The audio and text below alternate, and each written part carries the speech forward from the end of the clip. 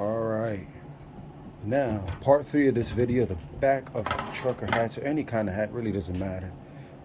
Excuse my videography, it ain't the best, but I'll make it work. I use a cell phone, so when you watch this, and if you're watching it on a laptop, it might look a little bit funny. I'm just hoping it looks great, but nonetheless, this is a fast frame, and this is probably one of my favorite hoops of all time. You can use this for so many things, especially for non-structure hats. You could definitely put dad hats on here, especially if you're gonna do like a 3D puff on a dad hat or a bucket hat. This is the way to go. Anyways, I'm trying to speed this up and make it quick. I use tearaway backing. Sticky backing. They come in this roll. I forgot how many yards it is. I don't know if it's 25. I believe it's 50 yards. I paid like $40 for 50 yards. 50 by, I believe this is 10 inches. You cut it to size.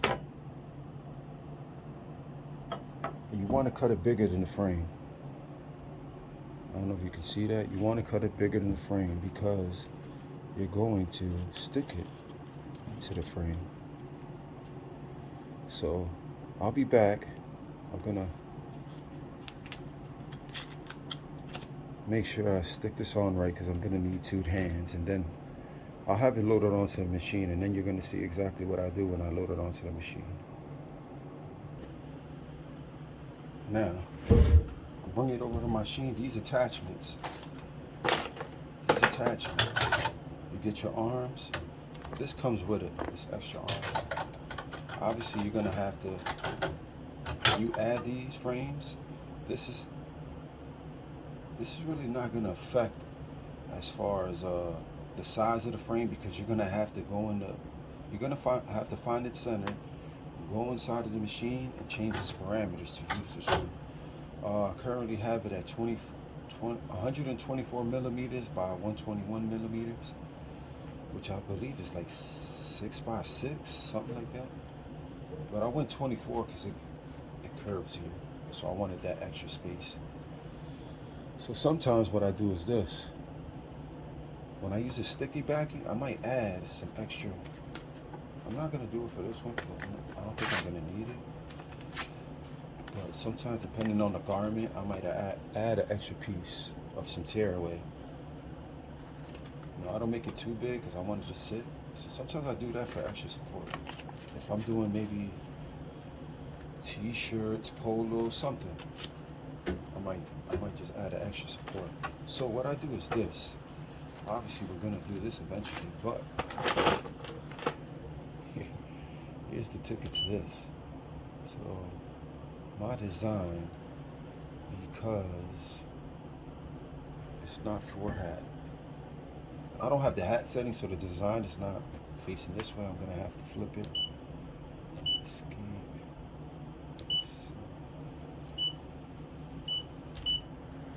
Flip the design first. Perfect.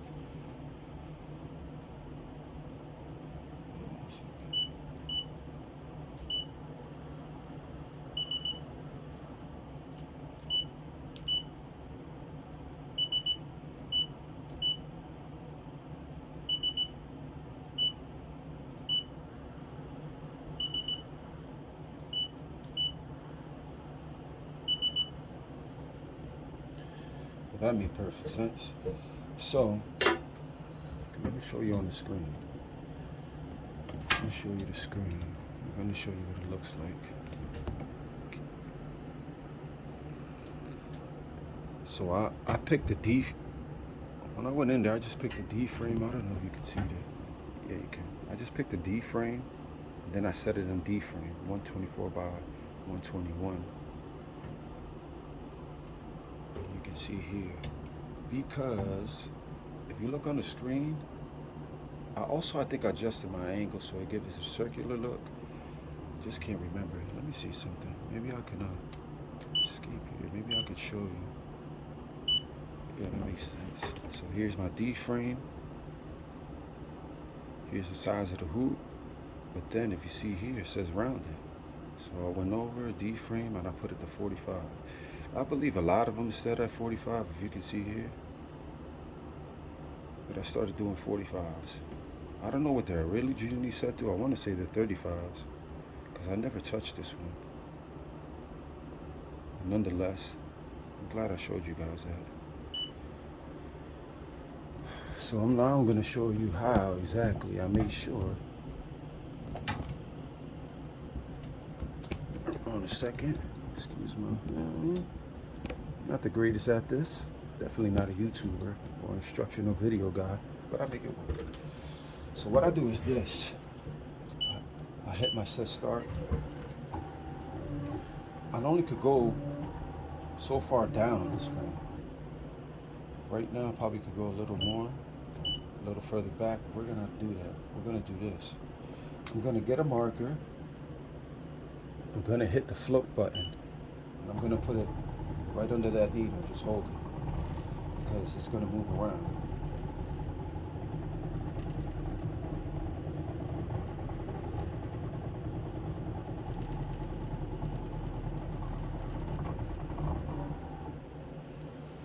Now, this is going to give you a reference point, as you can see, because these letters are curved.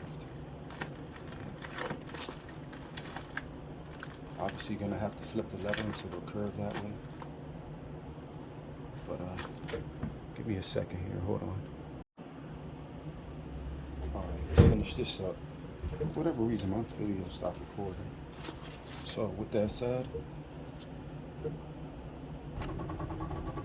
all right, right now it's just floating, so we're gonna do this. Definitely gonna need clips.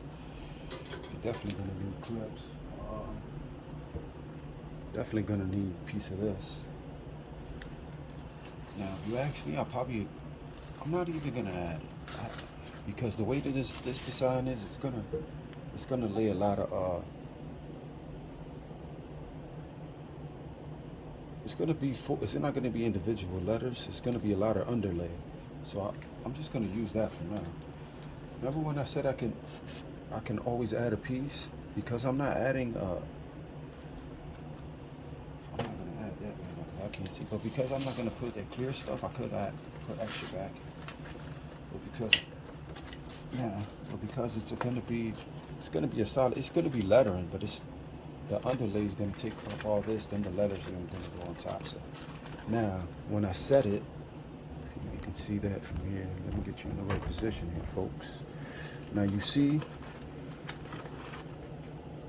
where I took my marker and I let it float, and it lets me know where this design is going to land, because this design is arched. I want to be able to center it. Now these frames come with a mark back here. You can't see it, but so I want to make sure this is nice and flat. I'm going to take clip here. I had stronger clips, but that's another story. Just clip it here, flatten it out as much as you can. Use as many clips as you can. You don't want this to shift on you. So the sticky back is going to help a lot.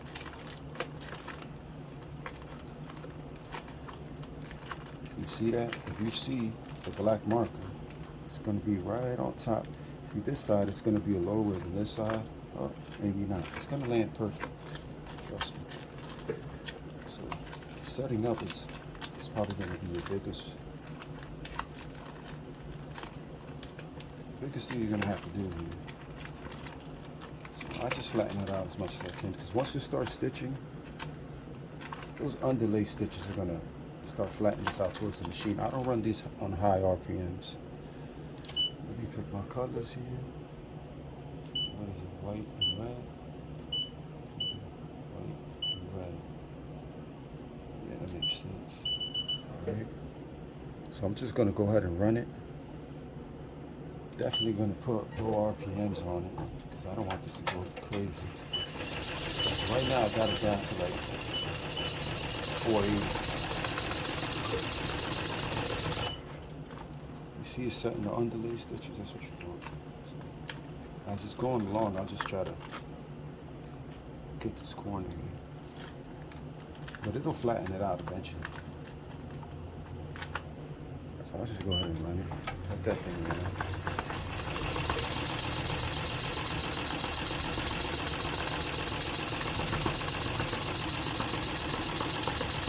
I can go faster, but I just want this underlay to tack down the hat to the back.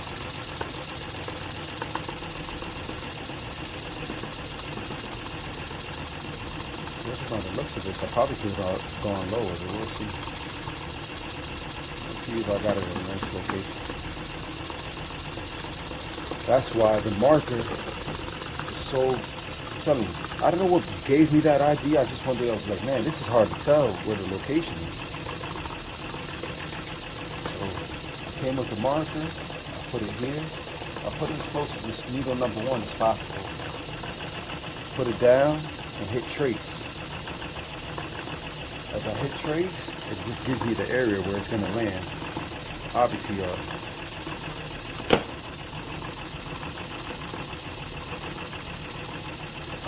I probably could have put it closer. My measurement might be a little off, but at least this gives me an idea, because I'm not really concerned about it. Because what happens is, once you wear the hat, once you put the clips back on in the back, these are adjustable, it's bent, it's curved. So you're really not, no one's going to really tell. They're just going to know it's got a stitch on the back of the hat. They're not going to tell there's a little bit to the left, a little bit to the right. The only thing that they're going to tell is if it's close to the back of the hat, to that curved part here. I'm a lot off actually. I should have pulled the hat more towards me, but that's fine. All I wanted to do is just show you that it's possible to do besides the back of the hat, especially in these areas. Like if you just want to get corners, tell me, this fast frame is the best. This fast frame setup is wonderful.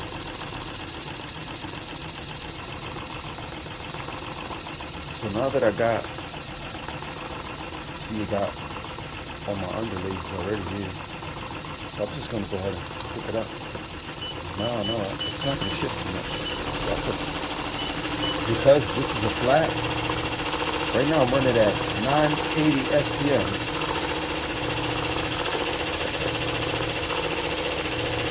I know there's a lot of background noise. I apologize for that. So you can go, because these are flats, you can go at 1000 SPM. Right now I got it at 740. I think that's good enough. These fast frames, or any frame that you use, you can't just run 1000 SPM. Some of them can only go up to 800, 900, 6, because these frames bounce around a lot. There's not a lot of holding, there's not a lot of support. Even the magnet frames, some of them I don't go 1000. Is there anybody that even goes at 1000 for anything? That's a good question. I don't really think anybody even really stitches at 1000 stitches per minute. Unless you got a good, reliable industrial machine and you're running, a 6-7 head machine. That's the only way I can see it. So I'm gonna let the stitch out and I'll just come back.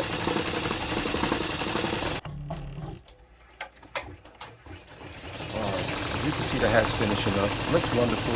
Came out great. No problem sewing it out. Flats, you never have problems. Right now I'm running at 780 SPMs. So I really need to get that thread hook fixed. So I want to show you the results while it's on here still.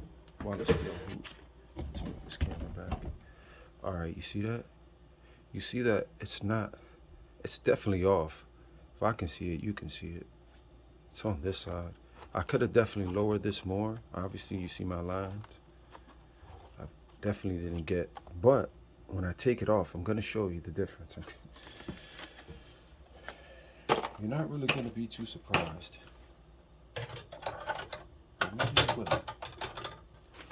But what I learned is this. You see how it is? Before I clip it, you see?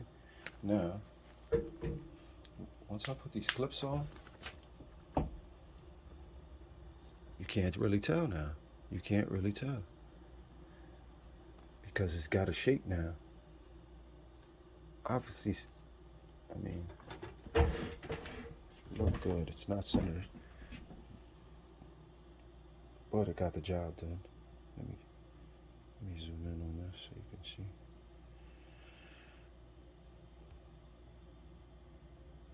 That looks great.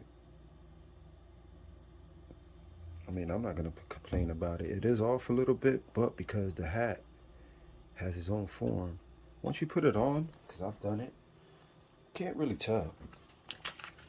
But just to recap, remember this is a 3-part video because I didn't want to bore people, especially the way. Here's the front, especially with me, I'm not really talkative. And then here's the back. So just this hat I charged him, how much was it? Honestly, I don't even remember. I want to say it came out to like a $12 to $15 hat. You know, I hit the front, I charge for sides, and I charge for the back. I believe I add $2. So for hats, I think I charged him $12 just to do the front, and then it was additional $2. So that was 12, 13, 14, 15, 16. I believe I gave it to him for like $14. It's my friend's son, so you know, I was just being nice with him. I wanna see him push his brand forward. Plus, I just like his graphic design, and I mean, he has great ideas. So I just like doing work for him in general. It gives me ideas. So here you go, trucker hats, back of it, side of it, front of it. If you have any questions, put it in the comments. If you have any complaints, put it in the comments. I don't care. Tell me, Julian, you could do it this way. Julian, your recordings are not that great. Step it up. One last time.